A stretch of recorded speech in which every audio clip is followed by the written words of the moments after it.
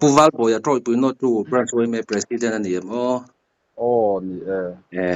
ni ta long thlai tangin B17 official channel nei tu kan mo hu kan lo riat danin nimin ni som ni thanga sang ni som ni paruk chun khanin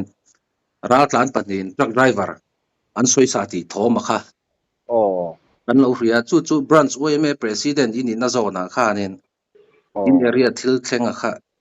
chiang deu zok min han soi sak donem ni khong in ola khalai kha thil thlen da na kha atir te khan ka lo sebi lo kai pon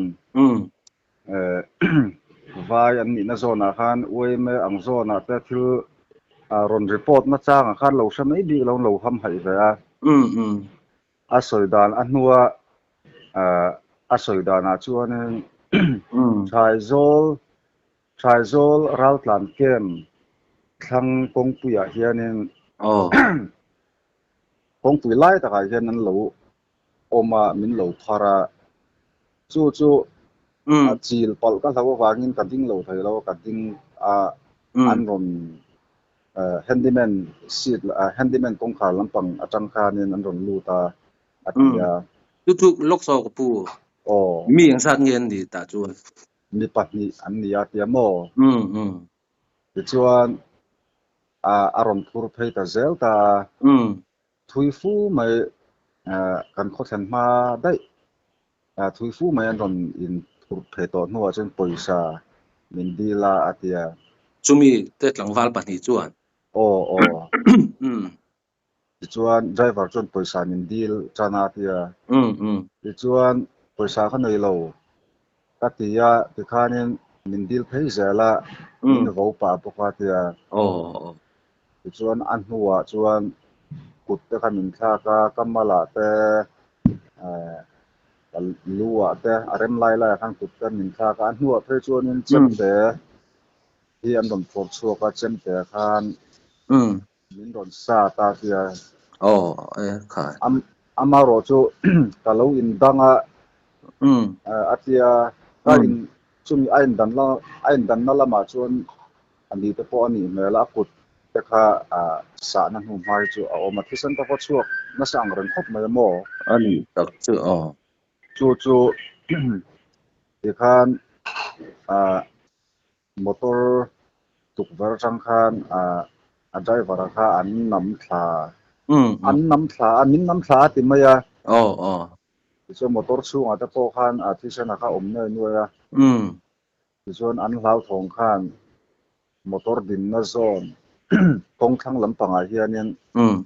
an zuang thla ram hnuai lampang an plan sia ya tikhan ani en ma ti thei to lo akha kong sira a motor ma chuanin kong chak lampang kong sira hianin alo muwa ang tia renga muta kha an zot chiang che lo amaro chu ri ve deu hi chu amut mela an driver dang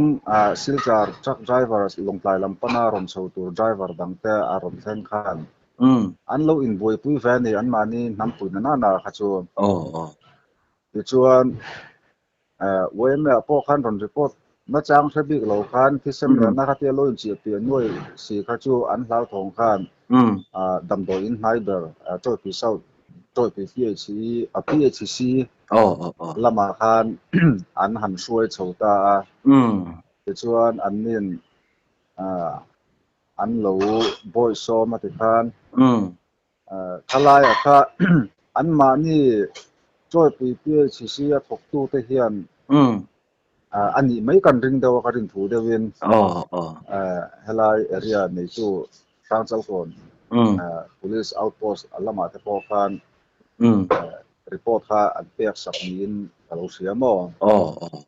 ti chuan chung lai bor vel zong thil than lai chuanin branch way me a choi pi no chu lampang te khan engma kan na selo ni ti chuan amaro chu plaidar ni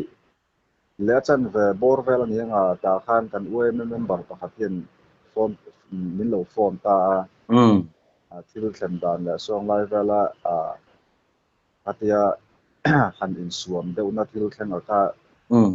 min lo silta ani tam chu ka tia thopu ta ka han phone call zung ati chu rang takin kan tlan phei ve ha la kan tlan phei chuan police ho ta kha amuna chuan lo om to a ani tak chu ani chuan mo ka pu an let le lok tai la khami twal thu dai kan ral plan kem kha om em kha om lo ga thol thu dai ta khi chuan om lo mo khoi lai vel ange om kha ral plan kem kha chaizol khochak te hianin chaizol village council area china hian ta chuan ral plan kem chu oma ani tak chu ani chuanin khang mi pahnih kha I ral tlan an ni ti kha a chiang na confirm kha om the a confirm han ti la mo a driver kha mi zo tong a thiam lo wa vai tong da bi kha nga ya kan nau te khan an han bia kan han zo da na khan amin vo lai vel poisa min di lai vel pon mi zo tong an mang lo wa bar ma tong an manga ti te mo ani tak chu te chuan he ta te me chaizol kem lampanga bar maral plan ate ki an biometric kha ta lung le DC office lama an local traffic maya ti chuan an mani khala ko sum sum ko kamo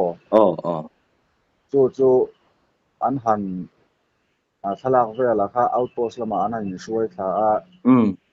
DC officer an local khala kha driver a chun han entir ta chuan ani khan pakhata kha chu hi chu ani nge in ka sia atia chu chaizol ke ma in register ne kha chu lo ni mo ani tak chu lunglei district lampang thu nei tu te ai mangchang an hrel he me khang tiang ID ten local sak thlap khatro ni una khang ho kham man ani toim chu mi driver ina hemi nge hi ni ID manga ena hemi nge hi ni ti pa kha man ani toim tuna ka sia china chuan man chu la ni lo wa zila zumna ka chu ala ni hela chu ni zana khan dar som bor vela khan chu no chu branch we me shoi tu tele kila area ni tu ta chaizol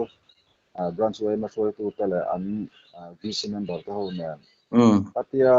police lam report chaizol ral tan kem in register alo ni va ta sia chuan kem lama te hna lo om nil ta ka tin kan han en thi a saka yin tina lu tin a room zong ne te kan alo bi ru the no mang te kha kan han en ko la in tin kan han check ko la alo om mai bi lo wa te chuan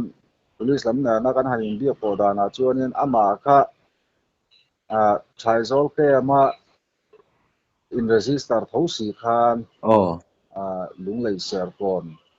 mail te lama lo khosathin ni om tak ania chu achina kha athang ma china kha ala shet mai big lo ni tuna chun mo pahni chuan ni tho tak nai pakhat zo kha driver hianin a kha chiang thei meu to lo ni na tawa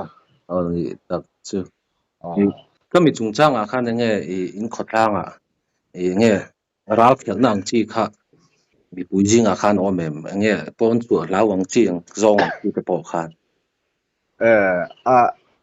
Claim hi chuan om hi chu om ve dewa zan thila ni zan lampang thila te kha chuan mo ma neya i zong thingtlang khuang ang the kan ni ve chan kha ta chu an chung ta nu le pa ta lo lama riak no pang ho na kha tia in lo ha mai ang te kha nong ve ta ho ta kha chun han thabarin an han ral khel ve dewa amaro chu wen ta khan thei top chuin yang mo chen ta chu ruam man ta sian khotlang mi ti thamon turin kolaya te po kan han duty dewa amaro chu tol thana em a thlen lo wang khan chu ti to ka apatlang mi pui nol pi ang hanral thelang lu tu khachun kan om lem ka hello ani tak chu le ti chona top lampang lo thai don to tai la tro top na ta na tu soi tu in in karinga ra tlang chungchang bi ka pon ta selomo top na tan tu soi tu ne choni min han soi sak don nem ne ti chon kan du tok mai don ne ole ya ami chungchang a hian hei ral tlan atanga mizo te na har sat na kan to hi chanchin phara te facebook a te le mun sang chanchin bu chang ten share tur le ngai thak tu hi atam ta khop maya chulaya chuan thingtlang abik takin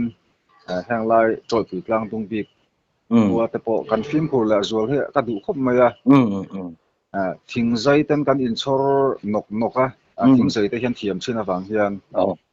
tin chu mai ba ka eng mon net noi zual te hian thingtlang kho te hian lo fang fo mai hang ra kan ho hian chunga chuan mi puita kan film khura heng te hi kolai ani ngot lo chum mani in la lo in chung khura hian chuan rei te po lo biak lum lam lo dewa khatia an mani an nit me te po chi ku dewa khatia film khur taka kan nun